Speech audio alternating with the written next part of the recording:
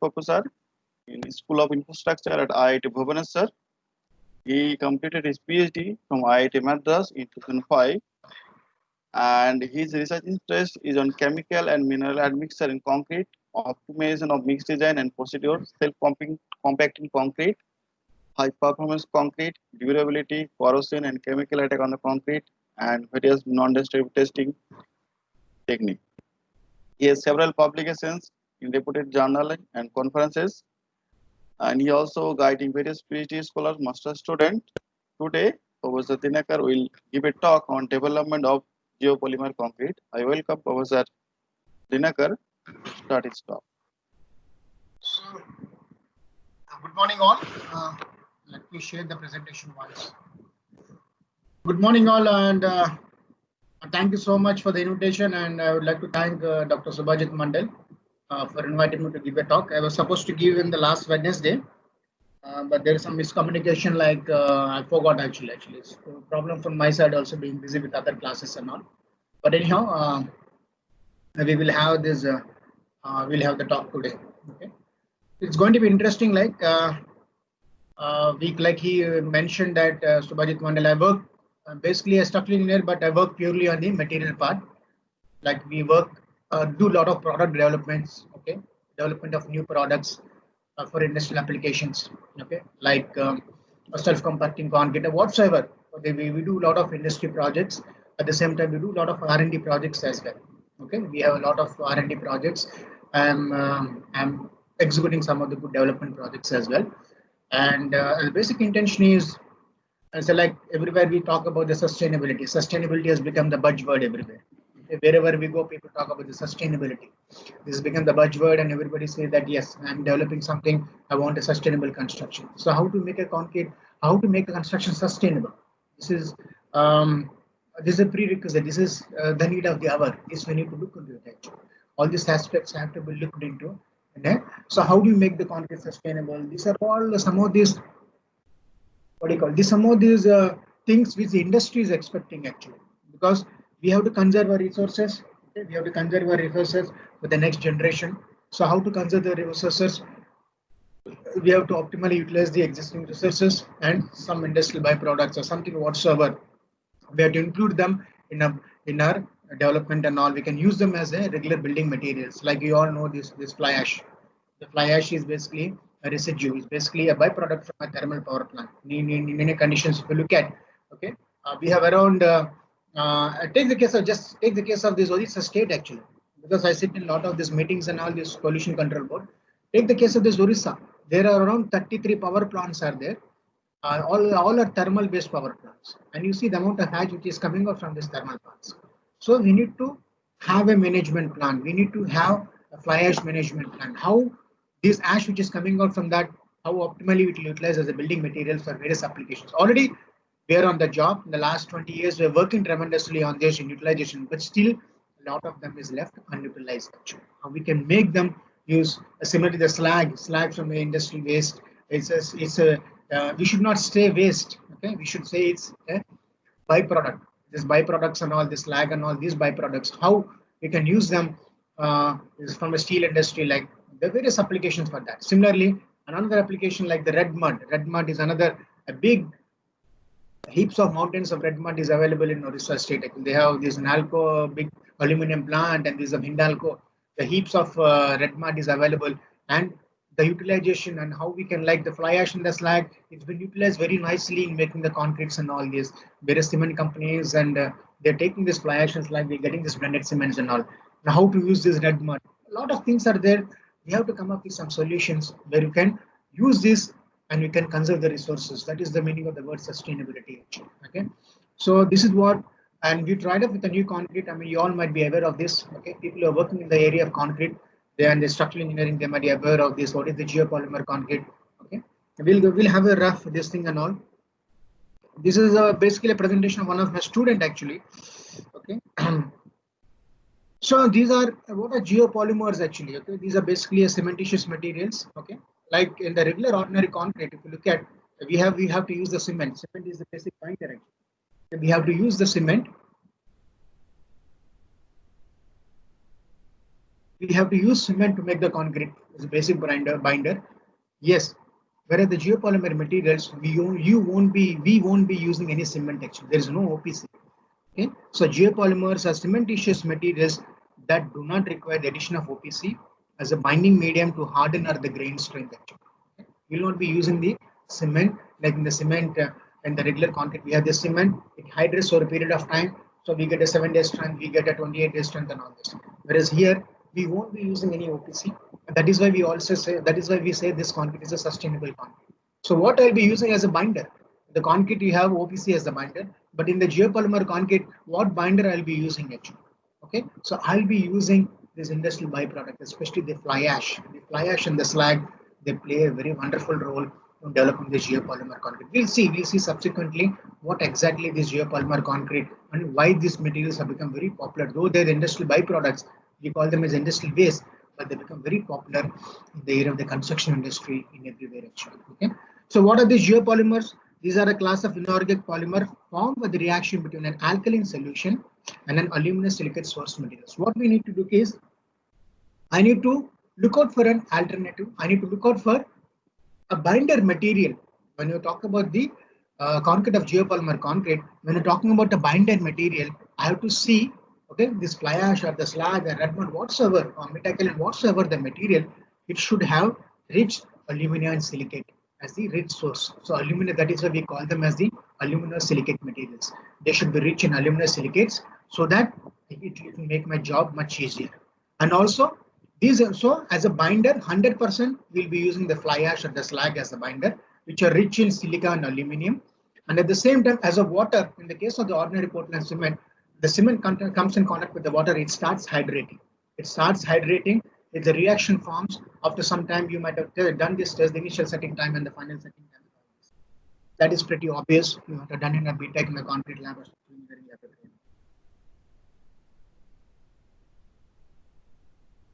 This is what we need to look at. So as a case of water, okay, in the case of ordinary Portland cement, we have a water, but here I won't be using any water. I'll be using some activators. We call them as the alkaline solutions. Okay, that is why it clearly shows that I need to have a material, some industrial byproduct, which is rich in alumina silicate source. Okay, alumina and silica should be there in abundant, and at the same time, I have to use an alkaline solution. Like we'll see what are the alkaline solution, like the sodium hydroxide and the potassium hydroxide, a sodium silicate, all this, and I'll be using that the solution instead of the water, and I'll be developing a geopolymer section. It forms the geopolymeric chain. It consists of amorphous to semi-crystalline polymeric structures consisting of silica, oxygen, and aluminum bond section. Okay, it forms a 3D structure on all the sides. It forms the 3D structure of silica, alumina molecules and linked through covalent bonds with the oxygen molecules. That is why it will become a very high, like the concrete also, the white, when it becomes that, it's a very hard stone. Why this stone? It's because the bonding is very strong. And what kind of bonding we are having? Definitely the covalent bonding will be there. The same was the case with the geopolymer concrete as well. So there, the reaction phenomena is different. There you have a hydration phenomena. Here you have a geopolymeric phenomena. But ultimately, that at the end, I'll be getting a concrete product only. There also I'm getting a concrete. There also I'm getting a concrete. Okay, that is one. But where the structure is different, here the structure is the same covalent bonding is there. It will have an intact hard mass, like a stone-like material, the concrete material, and it has a structure of silica, aluminum, and the oxygen molecule. There in the concrete, you will see that we have the CSH gel, we have this, so many other things are there. The calcium silicates that comes in contact with the water, we have the CSH gel and all this. But whereas here, you won't be having such kind of structure because there is no ordinary Portland cement, there are no silicates actually, there is no limestone in that actually. Here we have the material which is rich in silica and the aluminum, that's it. So the synthesis is carried out through oligomers, dimer, trimer, okay, which provides the actual unit structures of the three-dimensional macromolecular edifice. This is what it forms a three-dimensional network, and it forms a very strong covalent bond. And when the concrete becomes hardened, okay, it forms a wonderful stone-like material. And ultimately, I also call it as a concrete. It can be used for the regular construction purposes. It can be used for various precast applications and all. Okay. And what is the necessity? Yes, people are looking into such kind of concretes nowadays.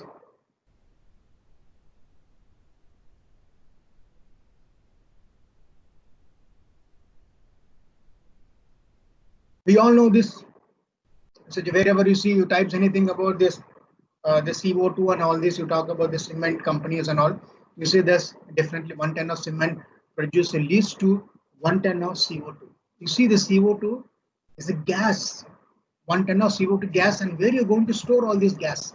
So that way, it's a huge problem. Actually, it's a huge problem as far as the cement production is concerned. Okay, though the cement companies, people are expanding their productions and all in various ways because we have to meet the infrastructure demands. Because India is a developing country, we require a huge amount of concrete in the coming 20 years because the amount of projects we're taking up is going to be extremely huge. Actually, we're talking about the projects of the order of the multi-scale because you see this every city, even the two-tier cities, they're also getting the metros. And you see this infrastructure projects actually. And there's a lot of the housing sector is also going in everywhere, the real estate, everywhere. There's a lot of demand for the construction materials, especially the cement, the aggregates and all.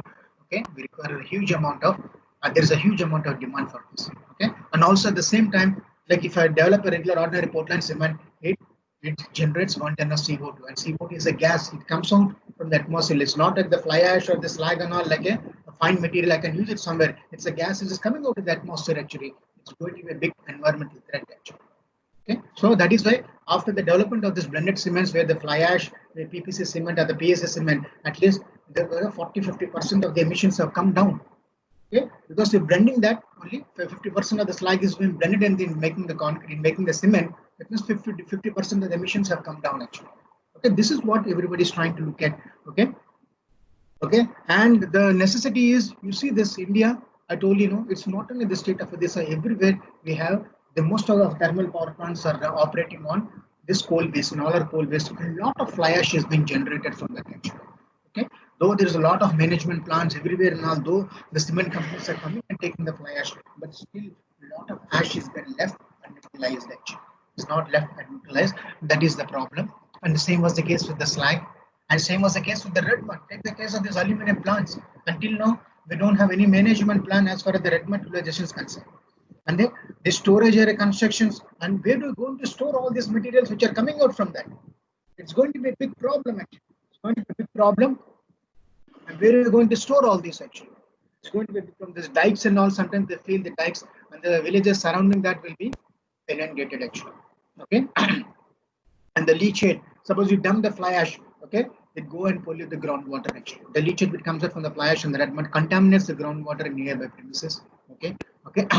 So the geopolymer is a basic technology. Where why people are emphasizing nowadays, many countries are also looking into that. It's not complete in the development, it's in the development stage, and some of the areas people are using it for some precast applications, but not to the extent what we're trying to look at actually.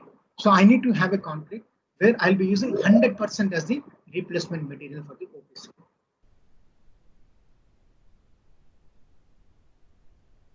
So I told instead of OPC, use fly ash or the slag as the 100% binding material. Use some alkaline solutions, okay, and develop the concrete actually. So it has got the advantage. We call it as the geopolymer technology. In fact, IIT Bhubaneswar, we did a lot of work on that. We already patented actually.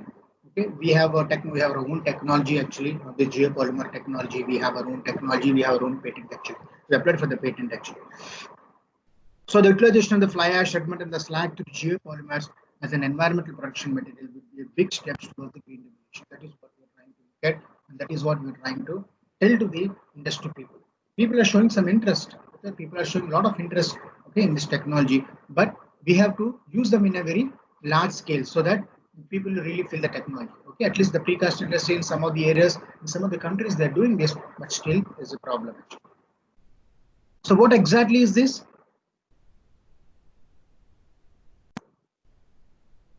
So if you look at what exactly, how does it form actually? This is the what I explained. It's simply explained in this figure. It results from the synthesis of materials which you see this. I need to have a material which is rich in aluminosilicate rich materials, and I need to have an activated solution like the sodium hydroxide or the potassium hydroxide, whatsoever we're talking about the alkaline solutions. Okay, and the aluminosilicate materials like we take the fly ash or the slag or the metakaolin, sometimes the red mud as well. Red mud has huge amount of aluminum. Take that and you mix it and you make a concrete at high temperatures, you will be getting a silicon, oxygen, alumina, oxygen molecule polymeric ring structure in the 3D frame actually. That's a very strong bond. We call it as the covalent bond. This very strong covalent bond exists between that. It forms a hardened stone. Okay. So the aluminum silicate materials which are rich, such as the fly ash, GGBS, red mud, and the metakaolin, these materials, okay. And you take the case of this fly ash, a huge amount of aluminum silica, and take the case of GGBS, mix these two materials as a 100% binding material, add some activated solution, make a concrete. Make a concrete. That's it, over. Okay, you'll get a wonderful. And what are the activated solutions we're talking about? The sodium hydroxides or the potassium hydroxides, the sodium silicate or the potassium silicate solutions. These are all available in the market. And this is what? So alkaline solutions. The next slide shows the aluminum silicate materials. We call this the coal fly ash or the kaolin, blast furnace like red mud, whatever it may be. Okay, add some activated solution. Okay, so it and add to that, add the aggregators and the superplastizers. You will get a different, get a concrete which is we call it as a geopolymer concrete. Okay, it is also hardened stone. It also behaves like a regular ordinary concrete, ordinary Portland cement concrete, which you are not normally seeing right now. Okay, it also behaves, but the internal structure is slightly different compared to this OPC, and it's a green concrete that does not need the presence of the Portland cement as the 117 I'm repeating. It's not a replacement geopolymer. It's a 100% fly ash, 100% GGBs, whatsoever we talk about. Okay, there's no ordinary Portland cement. 100% as the industrial waste, and this alkaline solutions you're getting this geopolymer technology. Okay. Instead, it requires an activation of source material. The only thing is this industrial waste that requires some activation. And what kind of people have done a lot of work in Australia and all this. And what are the activation materials we're talking about? We're talking about this activated materials, this and the alkaline solutions we're talking about. Okay. So that is what, in a nutshell, we talk about a geopolymer concrete is a concrete which is developed with materials, okay, which are rich in silica and aluminum, and to that we'll be adding an alkaline solution, and to that we'll be adding some aggregates, the coarse aggregates, some fine aggregates, if required some superplastizers. You mix it like a regular concrete, and you get a concrete which you call it as a geopolymer concrete, and the function is the same as a regular ordinary Portland cement. This is what, in a nutshell, the geopolymer concrete, the geopolymers, geopolymer technology we're talking about. Or we all know this, the constants, once again I'm repeating, the constants what we have, okay, we have the same. So instead of the cement, you see this, instead of the cement, I'll be using either the fly ash or this slag, or instead of the water, okay, I'll be using these activators and the aggregates. If you require, you can add a little bit of water also, if you require, have some workability problems. But try to use as much of activators as can. Activators, the same, you see the fine aggregate, the coarse aggregate. Instead of the cement, I have the same, okay, and I'll be mixing them, okay. Instead of water, I'll be using the activators. The same solution, like we have this water cement ratio there. Here also you have this alkaline to solids ratio. Everything is the same. Everything is the same. And finally, you will get a geopolymer concrete. So since no cement has been used, and I can definitely say without any hesitation, it's a sustainable concrete. That is what I started off my presentation, the word sustainability. So we call it as a sustainable concrete, because we are not using ordinary Portlands. We are not using the natural resources. We are using an industrial byproducts, and now I'm developing a product with that. That's it.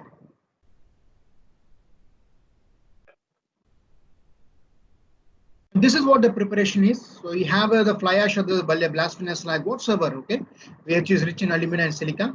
Okay, you add and sometimes the water in the alkaline regions like sodium hydroxide, the potassium hydroxide, okay, and the fine aggregates and the coarse aggregate, and you'll get a gelation and the polymerization, which gives a final product which behaves almost like an ordinary Portland solid.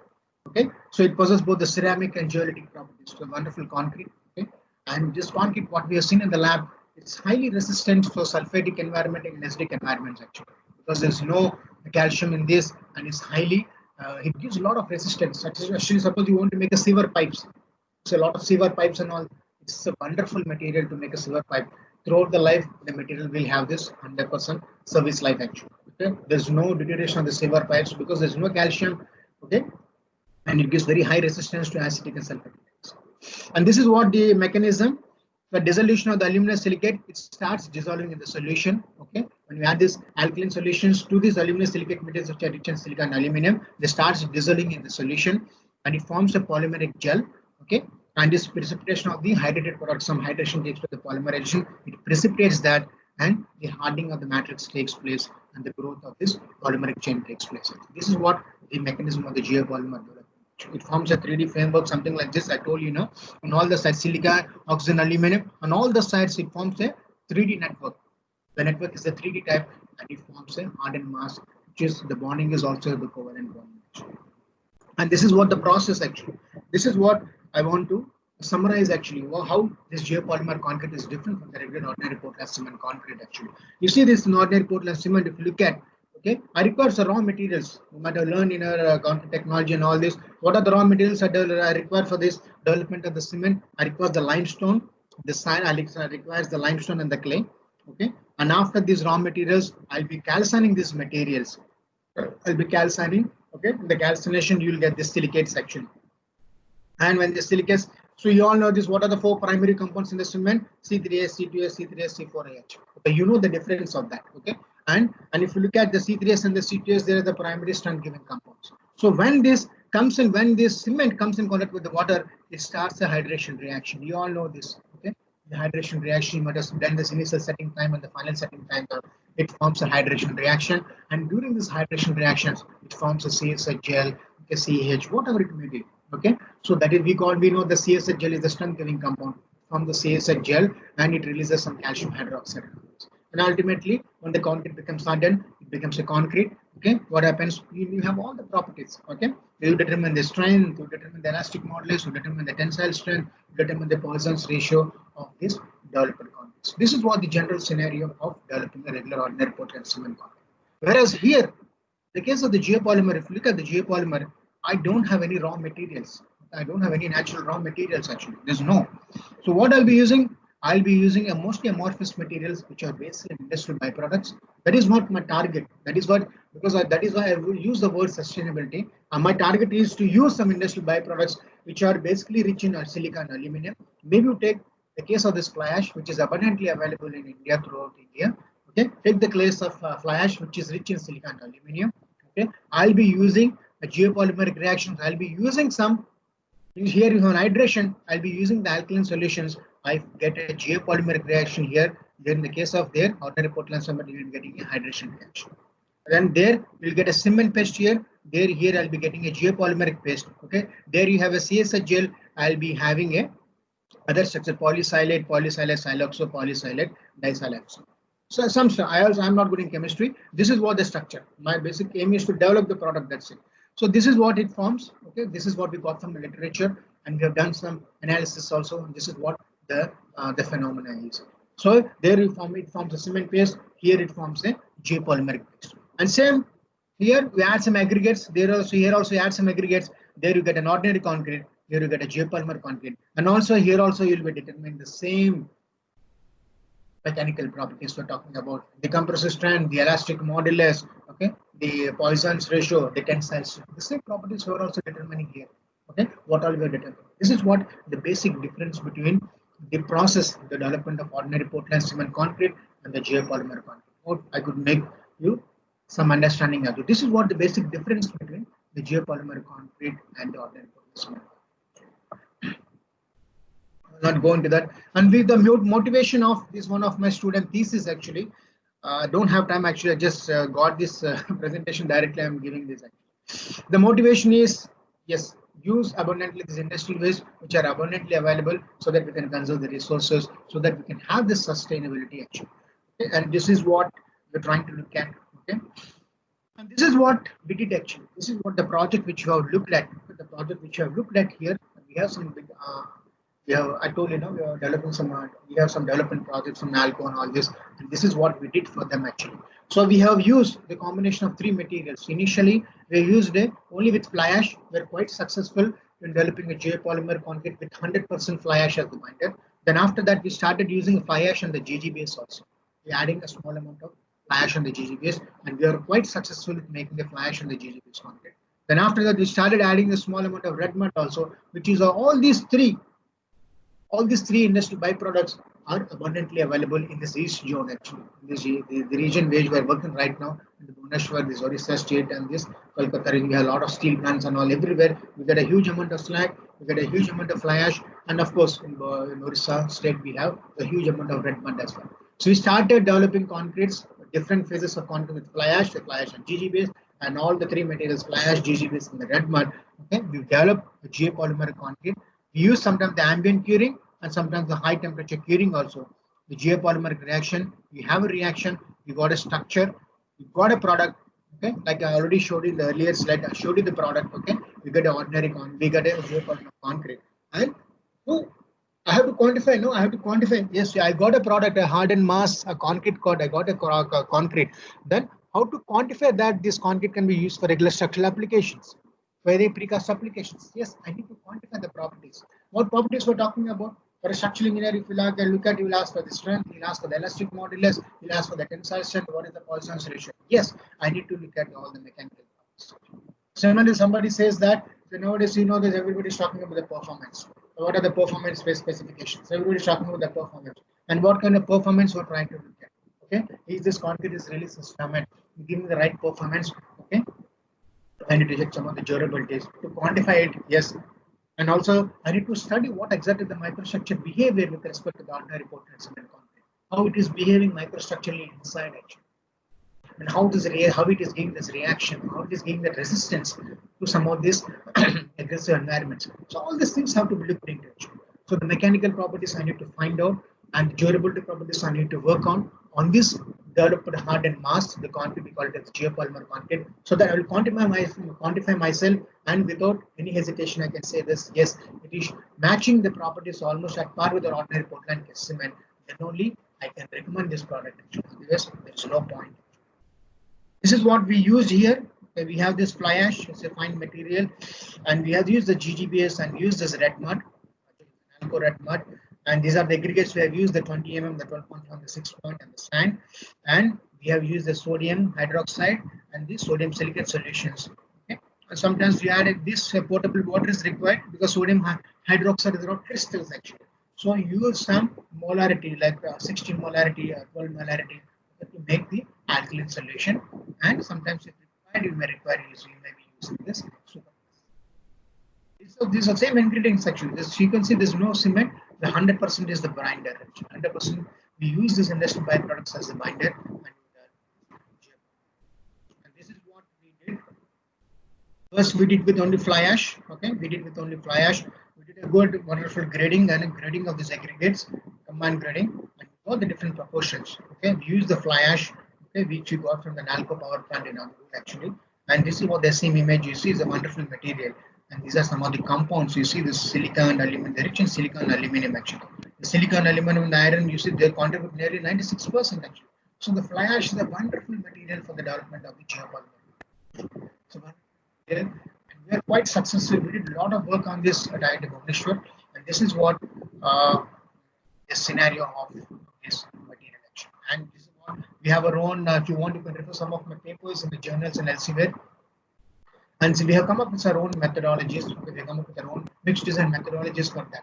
Why we are quite successful is like if you look at the earlier methods, okay, there is no mixed design methodology for this fly ash concrete. There's no methodology for the geopolymer concrete. Okay, people started using some trial and error methods and all. Okay, but we have developed a mixed design methodology which is at par with the regular ordinary Portland cement mixed design methodology actually. Okay, and we are quite successful with that, and we're able to achieve. And these are some of the mixed designs we have used, and these are what the polymer, the mixing and the casting. We have mixed it for 3 minutes of dry mixing, followed with the wet mixing for 7 minutes. Okay, and we have used, when we are using only fly ash, it requires a high temperature curing. Maybe around 60-70 degrees is required. You have to keep all these specimens in the oven so that the geopolymeric reaction will take place. Actually. Okay. So this is one drawback with the fly ash geopolymer. So we could able to overcome that. How we have overcome, like in the regular, people may ask, you know, how when I want to use a concrete in the purpose, how I can give a high temperature curing. It's pretty obvious. Yes, I fully agree. It's very difficult to give a high temperature curing to those. Okay. So what we did to overcome that, so I need to have a geopolymer concrete which is of ambient concrete, like the regular concrete, or like it doesn't require any curing. So what we did, we started using some slag also as a replacement to that geopolymer concrete. Okay. We use the fly ash and a small amount of slag also in that. And what happened to the surprise? So wonderful. There is no need of high temperature curing. It's highly economical. Fly ash, slag, a bit of different proportions. Mix the concrete, leave the concrete like the regular concrete, ambient curing. Next day you come and demold. Okay, you start curing it and you start testing it like a regular ordinary concrete. This is what we are quite successful. And with pure fly ash, there's some of the properties we were able to get some good workability as well. Okay, and we could able to the strength development. And you see this is a very interesting relation. The strength to the water to geopolymer solids. You see the relation. It is almost like a regular or strength to water cement ratio. You know this Abraham's law. The strength to water cement relation. It is showing the same trend. This is what we do actually. This is what we're trying to look at. It forms the strength to water cement ratio relation. This is wonderful actually. It shows the regular trend as that of a regular ordinary Portland cement. Okay, there you have the water cement ratio and the strength. You have this water to geopolymer ratio, the water geopolymer solids and the compressive strength ratio. Okay? And this is what the split tension is more than 2 megapascals. Okay, it is giving a good tensile strength as well. The elastic modulus is also at par with respect to the inner standards. Okay, so this is what with respect to the ACI code and with respect to this, and this is the calculated with respect to the ACI code, and they are at par. And we did some of the durability tests as well. We did some of the durability tests, like the water absorption. This is a very crucial aspect of the concrete, any concrete. Like what is the water absorption we're talking about actually? Whether the concrete is really absorbing. Yes, we found that the water absorption is pretty low. It's pretty low. The 30 minutes absorption as per the code, we should be less than 3%. Which is around just showing they're all less than 3%. It's a wonderful concrete. As far as the durability of concrete is concerned, there's no problem in such. And we did some of the corrosion rates. We did the alkalinity studies and all this of this. Only the purely the fly ash geopolymer concrete, and they're giving a very high resistance. Okay, they are at par with the regular concrete. They're showing very low corrosion rates, very low offset potential values, and the alkalinity, like in the case of the ordinary Portland cement, what we do, we see the alkalinity, right? Alkalinity, like ordinary Portland cement, like you see this is between alkaline. The atmosphere inside the concrete is highly alkaline, and the steel is highly protected. And the alkalinity we're talking about the order of around 12, 13, sometimes the 13, between 13 to 14 actually, between 12 to 14. So the highly alkaline environment and the steel is highly protected. And we check the alkalinity also. You see this, the alkalinity is also at par 11, 12 and all. That means there's no problem for the steel as such. It is also highly protected, like in the case of the ordinary concrete. And this, some of the SCM images, you see this, the fly ash covered with the layers, the precipitation, different water cement ratios. Okay, this is what we did some of this SCM studies, and they're showing the wonderful the reaction products, the precipitation products. You see this is unreacted fly ash. Okay, and this is what the unreacted fly ashes are available. This will react over a period of time. They same images of this, the gels, the aggregate fragments. Okay, the partial, and this is what the interfacial transition zone we're talking about. We know all might be knowing what is the interfacial transition zone. We see in the regular concrete. It's an interface between the aggregate and the mortar, the paste, the cement mortar. Okay, the phase that this interfacial transition zone plays a very significant role in most of the hardened concrete properties, the matured concrete properties actually. So we check this interfacial transition zone. Yes, it's quite intact. It's quite intact in the case of the regular concrete. The bonding between the aggregates and the cement mortar is quite intact. And we have done some extra diffractometer studies also. Yes, this clearly shows, and we've been able to see this. We've been able to develop a concrete of the order of around 23 to 45 megapascals, around let's say more than 46, 45 megapascals using this only the fly ash or the geopolymer concrete. This is what the initial study we have done. This were quite successful. When I add slag to that, the strengths have gone down drastically. This is with the pure fly ash, and this is what the X-ray diffraction figures we have got for all the materials actually. And also, and then after that we started using all the three materials. So we use the fly ash, the slag, and the red mud as well. And you see the workability. There's no problem with the workability. This is a very high workability. Okay? And these are some of the strength values. And we have gone some relationships with this. We got some elastic properties. We got some mechanical properties of the concretes actually. We got some mechanical properties of the concrete, and we checked with the corresponding codes. We checked the corresponding codes of the ACI methods and the IS methods and all, and we checked them. We see with different models we have modulated. I mean, with the different models, we fit these curves, and you see this they are at par, and they're slightly above in some of the codes actually. Okay, we got some very good values as far as the tensile strength is concerned. Similarly, the flexural strength also we got some very good values there at par with the codal provisions, and the trend is the same as compared to the regular. So we don't have any codes as is like what are the codes we have? E is equal to 500 F seconds for regular ordinary Portland cement. For geopolymer concrete, we don't have such relations actually. For geopolymer concrete, we don't have very such relations actually. What we need to, we use the same models and we are fitted with that, and we see that where exactly the concrete is standing actually. In terms of the strength, in terms of this elastic modulus, in terms of this split tension, you can see this there at par. And we are fitted with almost all the codes available. You see this. This is what the experimental data we have, and they're slightly above some of the codal provisions actually. So wonderful actually. Same was the case with the elastic modulus also. Elastic modulus, there is a concern. Okay, it shows a slightly lower elastic modulus compared to the other codal provisions actually. They are slightly lower than that actually. Slightly lower than that, but still, okay, what we can see is they are at par with us. Okay, still they are within the limits, and we can reuse them as a structural. And here I told we have done a lot of work on this acidic studies. You see this, the concrete when you put in acid solutions, all these geopolymer concretes, whether you take the fly ash concrete or the combination of all the three materials which are developed, they're showing giving a very high resistance. There's no scaling at all. Even after so many days of 5% H2SO, after so many days of exposure, you can't see any dissolution of the material which is taking place. Whereas an ordinary Portland cement, if you keep it for 5% H2SO, you see this, all the cement, the mortar goes away, you see all the aggregates gets exposed actually. That's why I told you the earlier slides. This is geopolymer concrete is a wonderful material for the acidic and sulfatic environments, especially the people who lay down the sewer pipes. You can have the concrete geopolymer concrete sewer pipes that will give you a wonderful resistance. Okay, the pipes will not deteriorate. Okay, it gives a very good service life actually. And same was the case in the sulfate environment also. It gives very high resistance actually. Okay? No trace of any dissolution of the material is there. You can see that is the wonderful resistance it is giving this material. So this is one basic advantage what I have seen with this material actually. And we can without any hesitation, we can recommend this material for the precast application for making the sewer pipes. Because for the structural concrete and all, still it requires some evaluation. It requires some thorough. A lot of data. Data is required actually. It's not that only IIT Bhubaneswar has done. Many people are doing. So if you collect all the data, you see where exactly fit all these, where exactly this material is standing in terms of this mechanical process. That's very important actually. So that we can come up with a separate codes for this actually. So we like ordinary Portland cement, we have enough data on that. Like with this, if we have some enough data, we can really come up with some solution.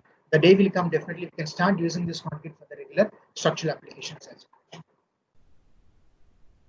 Similarly, the water absorption, you see this, okay, everywhere it is showing a very high durability. There's no trace of any high absorption and all. They're within the limits as per the codal provision. It is behaving almost at par with the regular ordinary Portland cement concrete. We check the initial absorption of the 30 minutes and the final absorption, okay, after 72 hours, and there's no trace. And all the concretes they have shown have absorption of very less than 3% actually. We determine some of the corrosion rates as well. Okay, they are the very high resistance. We check the probability of the corrosion, the steel bar inside the concrete. Okay, and we check the alkalinities of all these materials. And you see this, all these materials, okay, all the geopolymeric materials. Okay, the fly ash materials. There's no silicates here. There's no OPC here. It's only 100% is base, and we got an alkalinity of the order of around 11, 12, 13, 14, up to 13 actually. That means it's wonderful. This is what earlier I used to have this concern whether it is giving any alkalinity is there or not. We check the alkalinity of all the samples which were collected, and we showed that. That means I'm happy. That means the steel which is there when you're talking about an RCC steel, okay, RCC steel has to be protected, right? The concrete has a cover. When you're talking about RCC construction, the concrete has a cover. The steel is being protected by the cover of the concrete. When we're talking about the 25 mm or the 30 mm or the 40 mm whatsoever, based on the application, based on the element. So this cover has to be protected, the steel has to be protected with the cover. That means that the steel is highly protected in this alkaline environment. So here also you're getting a very good alkalinity with these materials, with the geopolymeric materials, and the steel is highly protected. There's no, as such, no threat to the alkalinity of the concrete. The steel is highly protected inside this. And we have done some HCM studies, okay.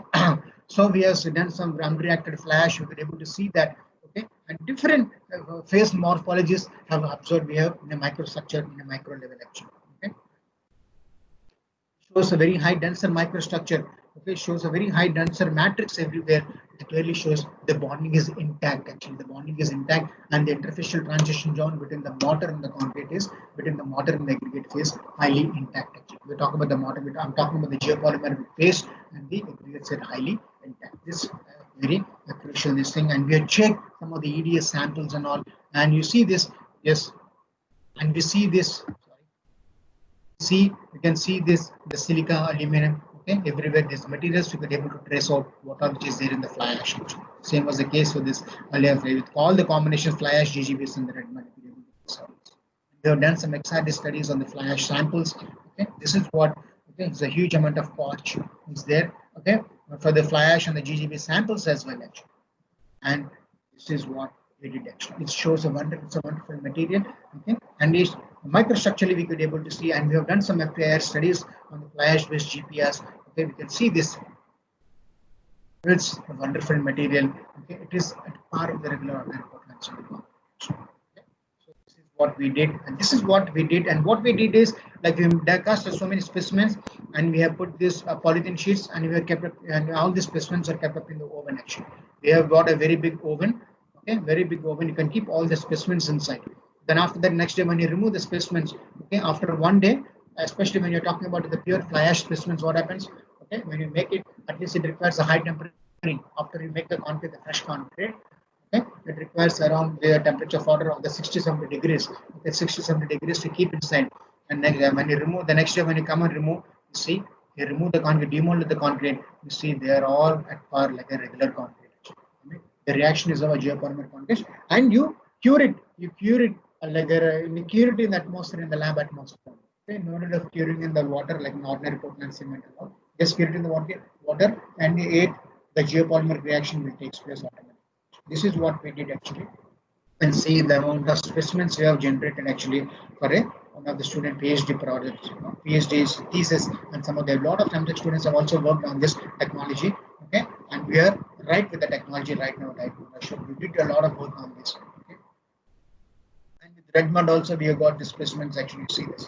With red mud also we have got the specimens, and we have tested all these materials. Okay, for various applications, and we have tested all these materials, and we have found that yes, this material is highly resistant to against environments. Okay, and this is what the casting of these specimens we have done actually, and we have done with the fly ash samples and the red mud samples as well, and it gives a very high resistance. You see this in the red mud samples also, when they get exposed to some sulfatic environment or the acidic environment, they're showing a very high resistance.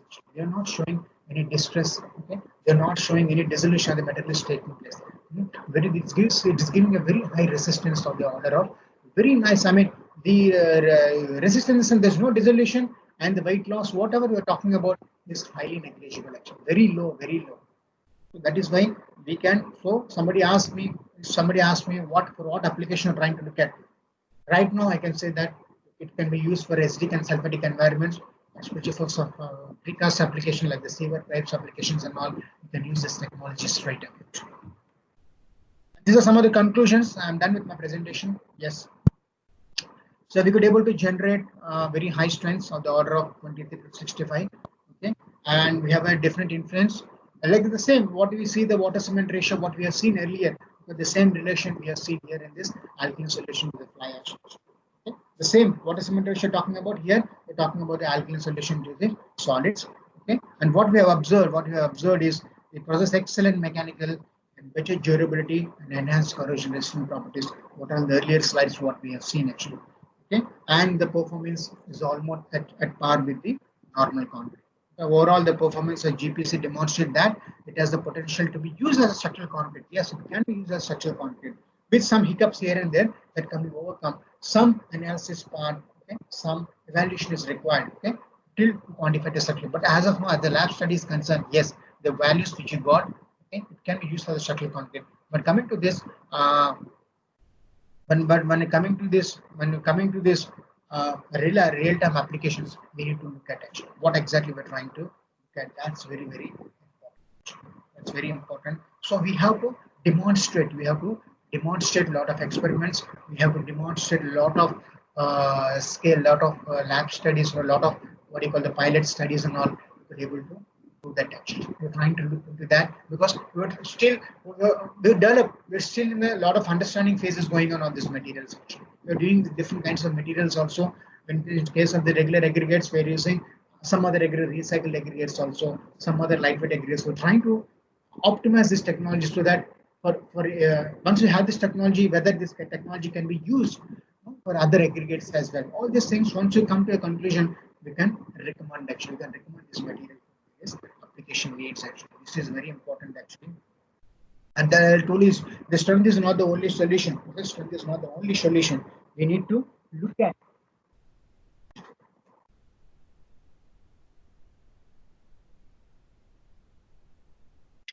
So we're not getting it. Hello, can you hear me? Hello. Sir, for last few seconds it was not working, but now it's fine. It's fine, huh? Yeah, I think I'm almost done. If you have any questions, I can ask any number of questions. I talked about the technology. How to develop this technology. We have done a lot of analysis on these materials. We have done a lot of work on these materials. Okay, we have checked all the performance characteristics. We have checked all the mechanical properties of these materials, and this is what the status of this material actually. Okay? We have done. If they have any queries, I want to spend more time interacting with them rather than this presentation. If somebody has some questions, they can ask me. I'm ready to answer any question. That is what I think that this particular concrete is very common and many people are knowing. At least BTech, MTech, PhD, so they should have some queries. Let us see. Professor Biman Mukherjee has raised his hand. So, okay. Hello, Professor. Good morning. Hello, Professor. Good morning, Dr. Mondal and Professor Dr. Dinakar. It was a fantastic presentation. I personally is highly interested in geopolymer. Actually, one of my student is she is actually trying to do some research work on this geopolymer. So anyway, I have just having two questions. Yes, sir. One is, can you just give some idea about the proportion to start with this alkali mixture, alkali activator, and the solid proportion? Is it the similar way as we do for water cement ratio or something like that? Yes, There we is will be able to generate that, sir. So we have to, here we have used two alkaline solutions, sir. One is this sodium hydroxide and the sodium silicate. And the ratio of the sodium hydroxide to sodium silicate is 1.5. 1.5. 1.5 you have taken actually. The ratio of sodium hydroxide to silicate. Okay, this is the solid this or the solution? What is the solution? Yes. I'll just tell you. So the ratio is 1.5, and what it is, sodium silicate. Sodium silicate is a solution. Okay, sodium silicate is a solution, and sodium hydroxide are crystals. So you have to start doing some work on, like you start with 10 molarity. 10 molarity means 10 grams in 1 liter of the solution, something like this. Okay, 10 molarity. Sorry, 40 grams. 10 molarity means 1 molarity is sodium hydroxide is 40, sir. 40. 40, yeah, 40 gram. 40 So grams. 40 gram in 1 liter. Solution. So that means nearly 480 grams. Suppose you're using 10 molar, 480 grams in 1 liter solution. Like that, we prepare a 10 molar solution. Okay. To that, we add the sodium silicate solution. So the alkaline to binder ratio, let's say you fix it, the solution as, let's say 200. Let's say the ratio is 0.5. It's like a regular, what do you call, a water cement ratio. With this 0.5, okay, you determine. So you fix the binder first. Let's say you want to use 400 as the binder. Let's say 350 as the binder.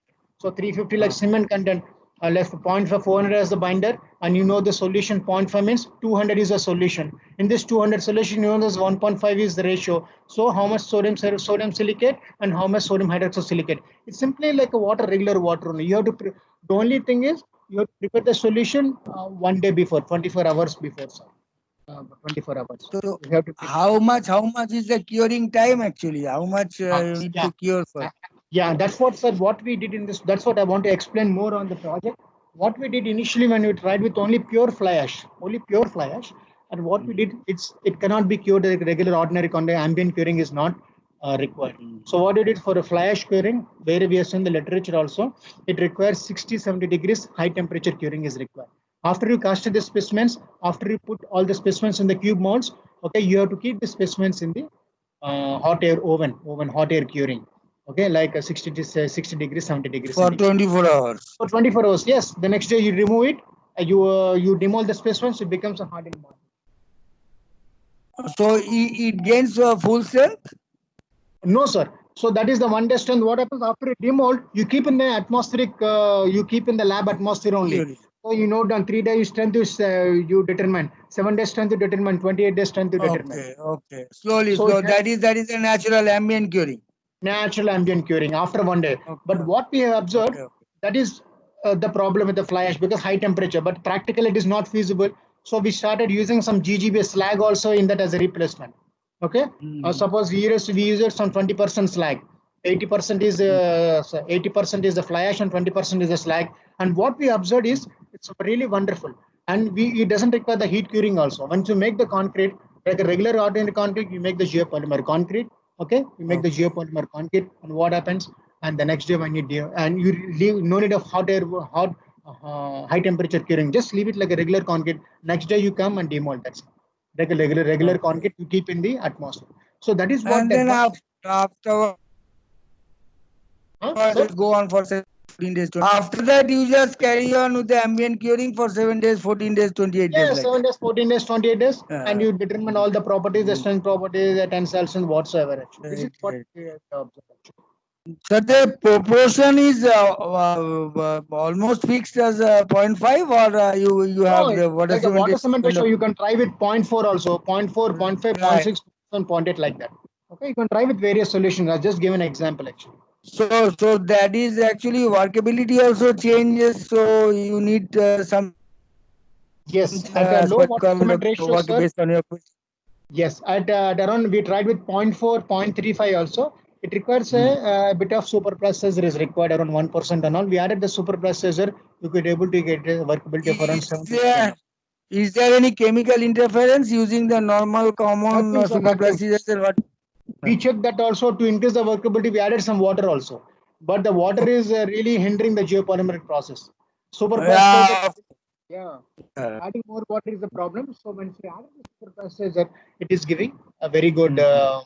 workability, good. I mean, what good flowability. I mean, not exactly a very good flowability. Some good workability is being achieved by adding a super plasticizer. Oh, so Yes, same quality of super plasticizers can be yes, used. you can use the naphthalene based super plasticizer. That's what we have observed. Naphthalene based is really working well. Any idea? Can you, Professor, give if aggregate Huh? rubberized aggregates are used? Is there any interference, chemical interference? Rubberized aggregates, rubberized to waste aggregates are used, for the concrete. So with this geopolymer concrete, if you have rubberized things, though, is there any chemical interference with the sodium hydroxide, sodium silicate solution? No idea, sir. Right now, Right. right now I'm working with Okay. recycled aggregates. As of recycled aggregates, it's working fine. Okay. With the rubberized aggregates and all, I really have no idea, honestly. Okay. That is actually the work we are planning to do. So that's why I So that's a just wonderful wanted to work. have and Wonderful work. find. Wonderful. Yeah, yeah. That's I will take your help actually. I will take your contact from Dr. Subhajit Mondal, Please, sir. and Please. maybe I need your help. And you did a lot of fantastic work on this, so I will definitely like to have some information, and my student will also like to talk to you. You're And welcome, I sir. finally thank you very much. Finally, Professor Dinagar, did you have any idea on cost comparison with the regular OPC Yes, concrete we and did, this sir. We geopolymer? did some. Yes, we did cost comparison. Okay, some of the the only the cost component what we're getting is sometimes this alkaline solutions actually. Okay, Mm-hmm. because alkaline solutions, the cost is at par. The cost is at par. When you go for a high strength concrete, when you go for a high strength concrete like low water cement ratios like zero point 0.4 and all, okay, I mean it is cheaper compared to the ordinary Portland cement concrete. But when like a regular concrete like zero point 0.5 water cement ratio 0.55, okay, it is slightly costlier. Okay, slightly costlier. That's not an issue at all. That can be overcome. That can be overcome when you do a concrete in a mass scale. This alkaline solution they can come at cheap rate actually. That's not a problem. Oh, that's great. That's a great news. Actually, I was just thinking maybe it becomes costlier because of the this alkali solution, sodium Yes. hydroxide, and that to be so that's a great news. And finally, just the last question: what about your finding regarding the micro in the concrete, on the cured concrete? What we checked, sir, we checked so initially we started with the aluminum silica materials, okay, the fly ash and the silica. And after that has become hardened, we checked whether the right silica, the aluminum is present there or not. And we checked these interfacial transition zone properties. How is this interface between this aggregate and the geopolymeric paste? They're quite intact. The bonding is quite intact. There's no loose bonding.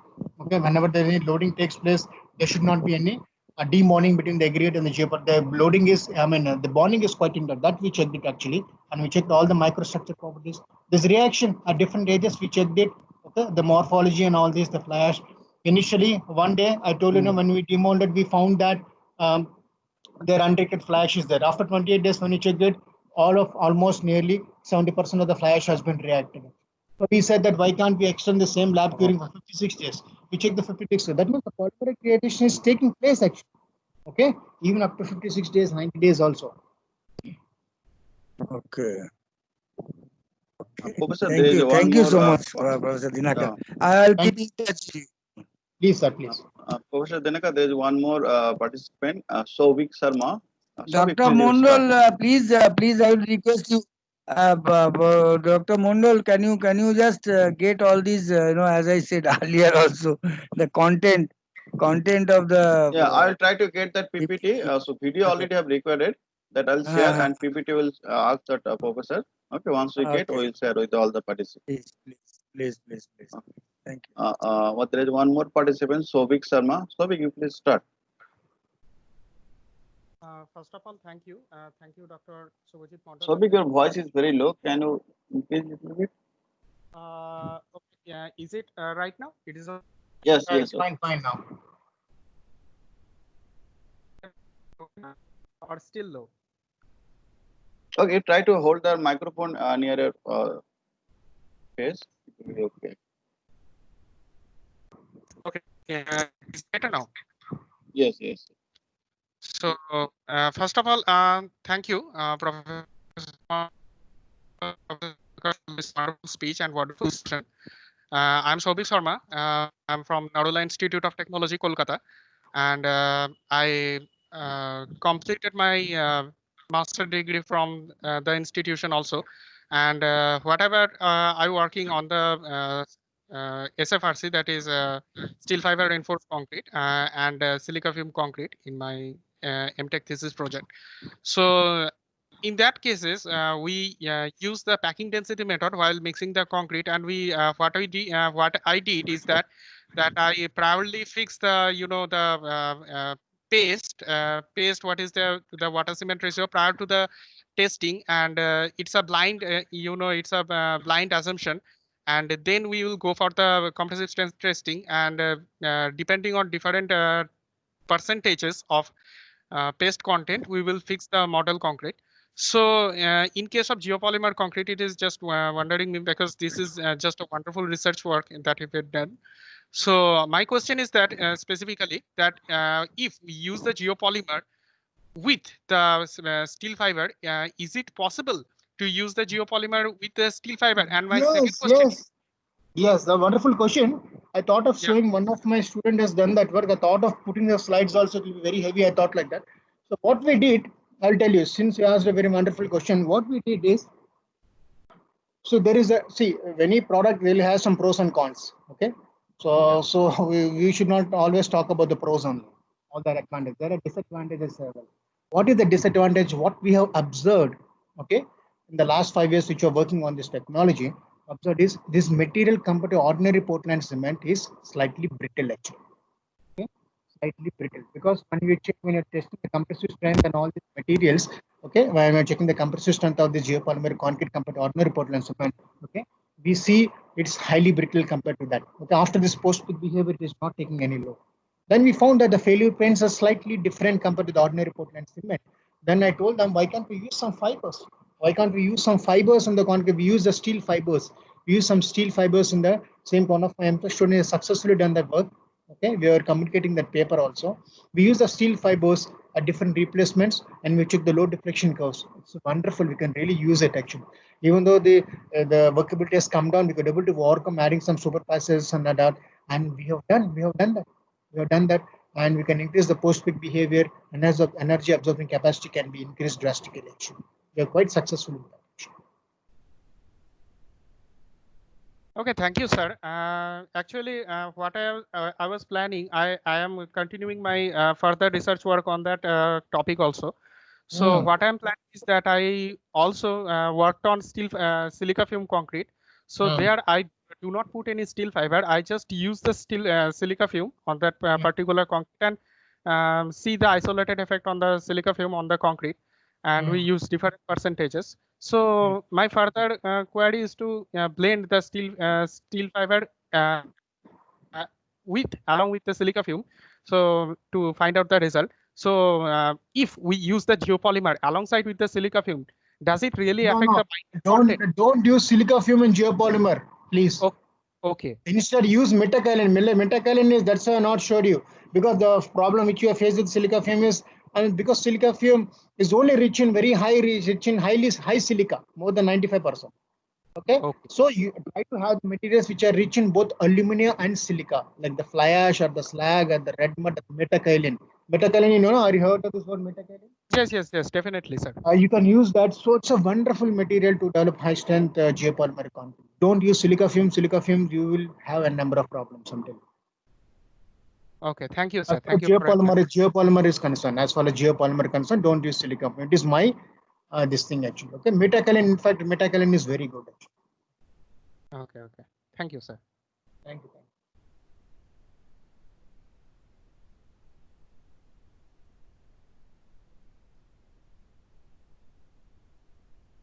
Any other queries, Dr. Subhajit? Yes, hello, sir. There is a... Hello. Okay. Yes. Hello, yes. Sir. Please continue. Good morning, sir. Sir, my question is to avoid the heat coiling, you are using GGBS in geopolymer concrete. Why you are using GGBS to avoid heat coiling, sir? That's it. That is also another rich source of silica and aluminium. Okay, sir. Then is there any material to replace GGBS to avoid heat coiling? Yes, we tried to see. A basic focus is what? Initially, I talked about sustainability. A basic focus is to see what are the available industrial byproducts which are abundantly available. We want to use them optimally to the fullest extent. That is what our basic emphasis is. We are not tried with, there is so number of materials. We are not tried with any, people say the rice is cash. These so many other materials are there. We have not tried with that. See, okay, sir. Actually, these are yeah. Actually, my motto is to avoid the heat coiling. That's yes, use GGBS. What is the problem? Okay, sir. Thank you, sir. Okay, so there is one question in our message box. It is saying, sir, I would like to know whether the compressive strength of the geopolymer concrete is more than the cement-based concrete. See, that's a good question. So you do a comparison study. What is there? It depends. So what we observed is they are at par. In some of the cases, we have got more strengths compared to the ordinary Portland cement. Actually. Honestly, we got more strengths compared to the ordinary Portland cement concretes compared to the regular concretes. The geopolymer concrete, they showed high compressions, especially when you're using this fly ash and the GGBS combination. GGBS has shown a very high. And sometimes I'll tell you one more story. With pure, like we did with 100% fly ash geopolymer concrete. Similarly, why can't we did with 100% slag as a geopolymer concrete, and we got a strength of more than 100 megapascals. Honestly, I'm telling, because slag is we also slag. The beauty of the slag is sometimes it's like a cement only. We call it as the hydraulic cement, because it is rich in lime, it is rich in silica, it is rich in aluminum, it is rich in lime also. Silica is not that rich, it is rich in lime. The lime is there. Okay, because of that, when we use 100% alkali, we should not call them at the time geopolymer. We should say alkali activated concrete actually, because the slag, when you use 100% of slag as a binder, and we got the strengths of more than 90-100 megapascals.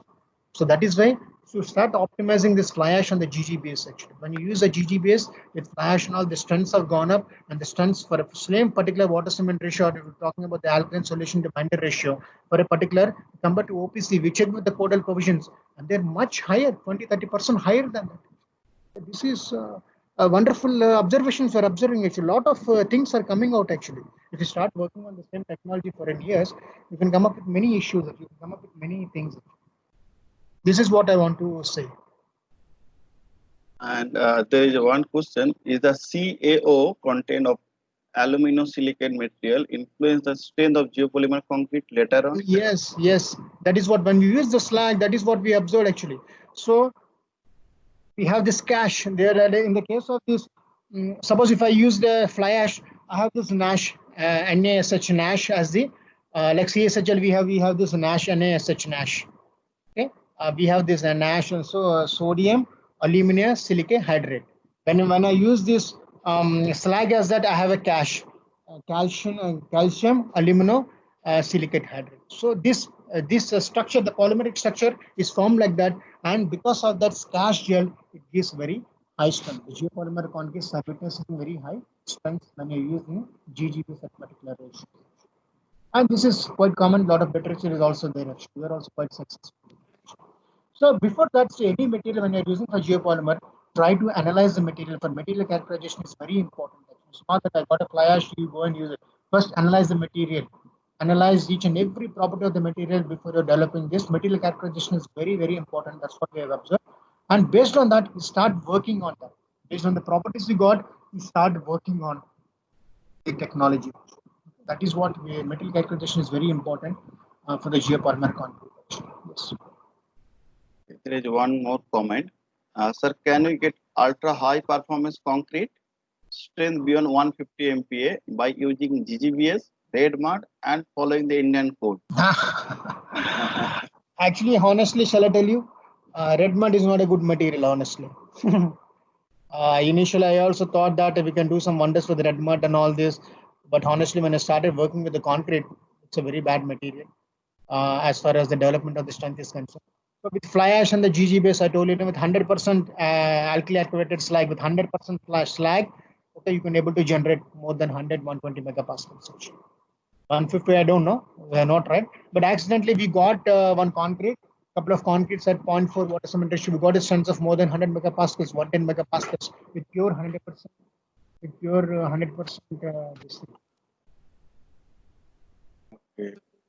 So now we are not getting any other comment. Is there any other participant want to ask some question? No. Okay. Okay. So we'll go to conclude the session. So, Okay. sir, what happened in this session? We used to take the feedback from the participant. Okay. So I want to show you that some of that participant gave the feedback for you, and you will be happy to see. This is the feedback for your session. The geopolymer concrete itself is an interesting topic, and Professor like P. Dinakar makes it worth listening. Nice going on. Knowledge and session, good. It was nice session, very excellent speech, very informative. Knowledge enriching session. So like that, all the comment what we are getting, I hope it will help you in further developing such further working on this topic, and also give some talk in the future also. Thank you so much for inviting me. I'm happy that the participants like my presentation.